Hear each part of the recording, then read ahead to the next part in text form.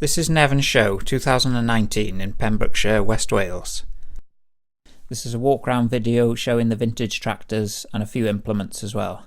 My favourite tractors in the lineup were the Massey Ferguson 135, the Ford 5000 and the John Deere 1640. All looked in great condition. No idea what the mechanical condition of these tractors are, but I suspect if they've been restored to a high standard on the outside, then the running parts will be in good condition as well. That's all I've got to say on this one. If you're into vintage tractors, you might enjoy this video. Thanks for watching.